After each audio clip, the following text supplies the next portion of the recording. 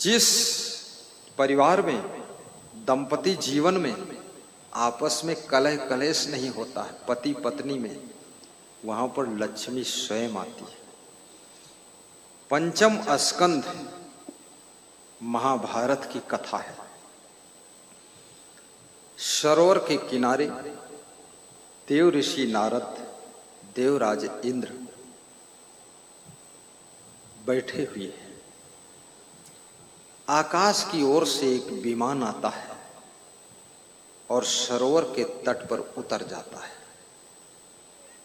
उस विमान से एक बहुत सुंदर अद्भुत नारी का रूप धारण किए हुए देवी जैसी आभा प्रकट होती है।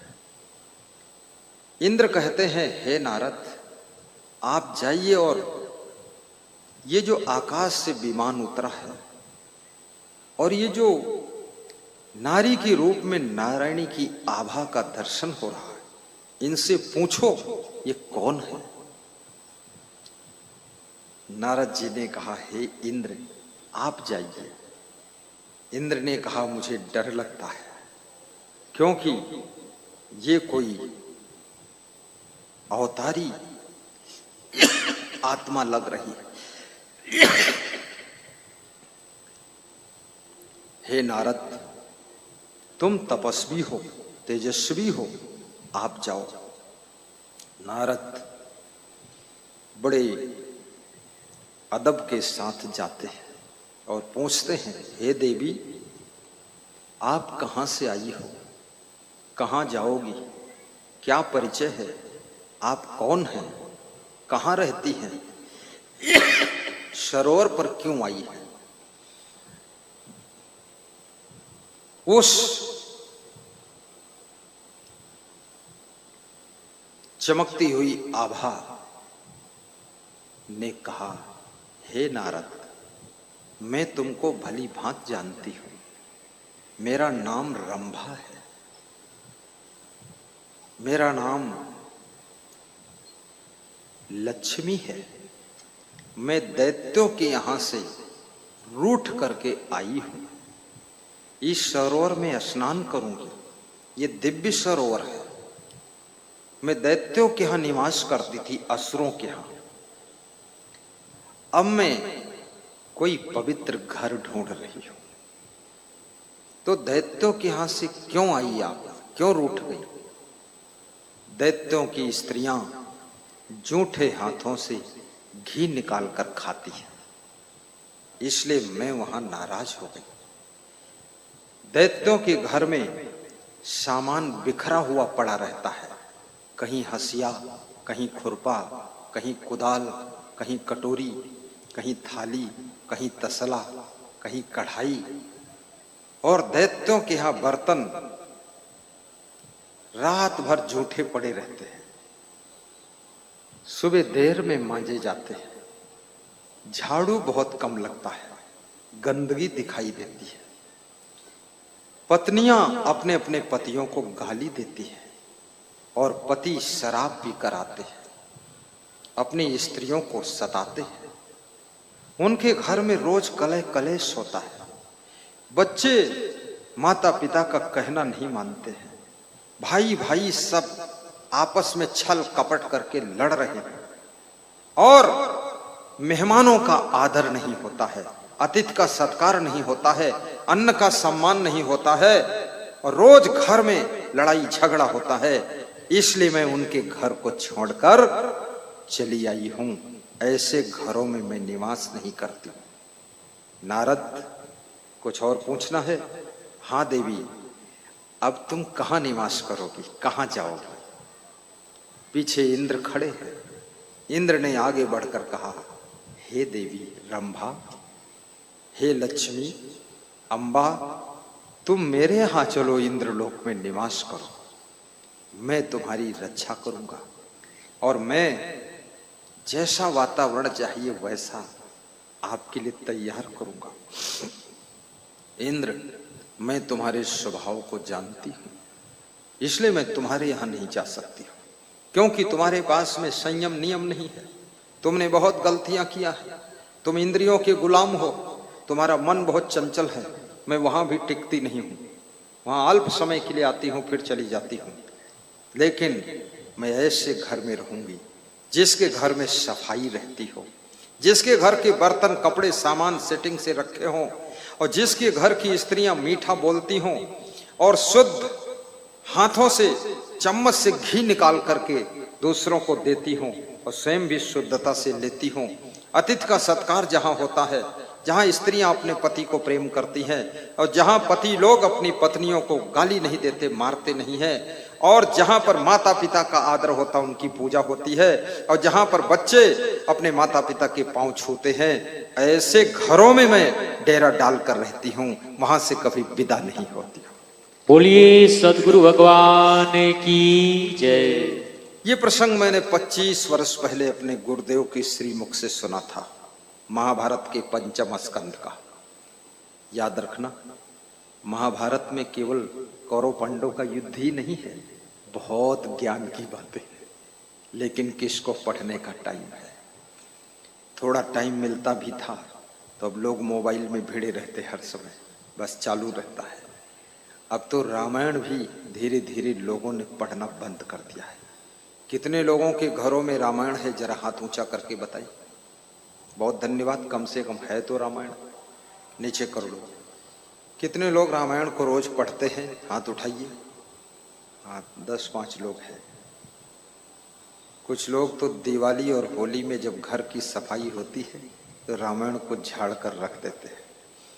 और कितने लोग, अभी मैं देखा, ये हिंदू धर्म के लोग बैठे हैं, इनके घर में रामायण है ही नहीं। 80% लोगों के घर में रामायण नहीं है। गीता, श्रीमद् भगवत गीता कितने घरों में है, हाथ उठाइए। वो भी बस 50 लोगों के घर में, ये भी 80% नहीं है। अब दूसरे ग्रंथ की तो बात ही करना बेकार है। 2 ही मेन ग्रंथ हैं, कृष्ण की गीता, राम की रामायण। तो मैं सोचता हूं लोगों का इरादा क्या है, फ्यूचर क्या होने वाला है।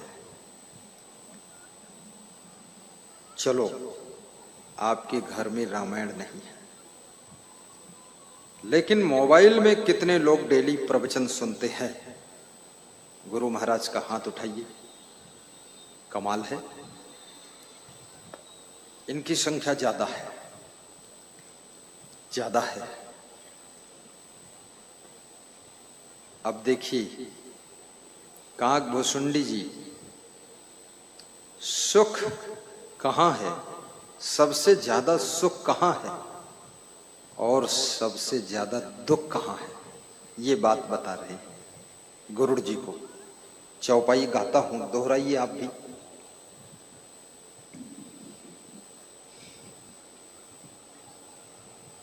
संत मिलन समय सुख जग नाही, नहीं दरिद्र सम दुख जग माही। बड़ी सामान्य चौपाई है, संत मिलन। अब संत की आपको पहचान भी होना चाहिए। आपसे कोई कहे कि जाओ गाय के पास में जाइए और दूध दूह लाइए, तो तुमने पूछा गाय कैसी होती, तो उसने कहा जिसके 4 पैर होते। तो तुमने देखा कि 4 पैर वाली गधी खड़ी है, तो उसी को गाय मान लिया, और गधे के नीचे दोहने लगे तो उसने 2 लातें मारी तो सब दांत टूट गए। तब तुमने गाय की निंदा शुरू कर दी। गाय बड़ी लतही होती है और गाय के नीचे दूध दोहेगे, गाय नहीं रहे वह गदही रहे। तुम सच्चे संत को पहचानो। सच्चे संत में कोई नशा व्यसन की आदत नहीं, और जो सच्चा संत होगा किसी माता बहन से दूरी बनाकर रहता होगा, ब्रह्मचारी होगा, ये पहचान। जितेंद्री होगा, सदाचारी होगा, और किसी माया मोह में फंसा नहीं होगा। सच्चा संत संत के लक्षण दयालु भी होगा, प्रेमी भी होगा और सब पूरे संसार को संस्कार देने का काम करेगा। धर्म और भक्ति को जगाने का काम संत करता है। धर्म की रक्षा दो ही लोग करते हैं, संत करेगा और राजा करेगा। राजा अगर आपका धर्मनिष्ठ है, राजा अगर अपनी सिंहासन में सो गया और साधु अपनी गद्दी में सो गया तो धर्म भी सो जाएगा। फिर साधु को गांव गांव में जाकर, शहर शहर में जाकर सत्संग के माध्यम से जन जन को, नर नारियों को, बच्चों को अपने अपने धर्म का स्मरण कराना चाहिए कि मेरा धर्म क्या है। धर्म शब्द तो एक यूनिवर्सल है, लेकिन पति का धर्म, पत्नी का धर्म, मां का धर्म, पिता का धर्म, बहन का धर्म, भाई का धर्म,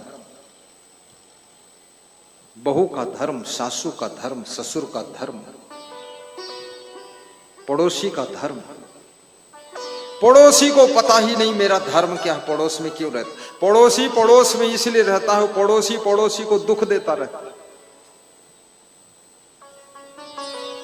कहीं भैंस ऐसी जगह बांधेगा जो भैंस तुम्हारी पीठ में धक्का मारती रहेगी, वो दीवार में धकेलेगी। और कहीं रास्ते में दीवार उठाएगा। गांव में लोग बसते थे कि एक दूसरे के दुख सुख में शामिल होंगे, अब गांव में लोग एक दूसरे को दुखी करने में शामिल हैं। बड़ी ईर्ष्या, बड़ा द्वेष। भीलवाड़ा का एक भक्त राजस्थान का कह रहा था बड़ा असमंजस का काम है। तो हमने कहा क्या? बोले मैं तो मर जाना चाहता था। तो हमने कहा फिर? बोले आपका सत्संग सुना और गुरु पूर्णिमा में आए तो मन बदल गया, बहुत परेशान था, बड़ी समस्याएं थी, तो मैंने साहस करके मेहनत किया, सब समस्याएं हल हो गई, घर भी टॉप का बन गया और फर्स्ट क्लास 13 लाख की कार ले आए। अब मैं आपके दर्शन के लिए आ रहा था, 4 बजे उठा और वाइफ तैयार हो गई, हम भी, और 5 बजे गाड़ी में बैठे और स्टार्ट किया तो उसकी हवा निकल दिया किसी ने। अब सब हवा निकली, हवा हुआ इसे कैसे पड़े, तो गुरुदेव लेट होगा, सब सत्संग छूटेगा और पहिया खोलन यू करन तो दूसरे पहिया में देखे मोह बने। तो अब बड़ी मुश्किल हो गए, बड़ा मन दुखी हुआ कि पड़ोसी भले कारम बैठ लेकिन हवा न निकाले। अब ये ईर्ष्या, ईर्षु घृणी न संतुष्ट क्रोधनो नित्य संकिता पर भाग्य जीवी च खड़ेते नित्य दुखिता। ईर्ष्या करने वाला, घृणा करने वाला, क्रोध करने वाला, संतोष न रखने वाला, हर समय शंका में रहने वाला और आलसी, दूसरे की कमाई पर जिंदगी जीने वाला, ये 6 प्रकार के लोग हमेशा दुख में ही डूबे रहते हैं, ये कभी सुख नहीं पाते। बोलिए सद्गुरु भगवान की।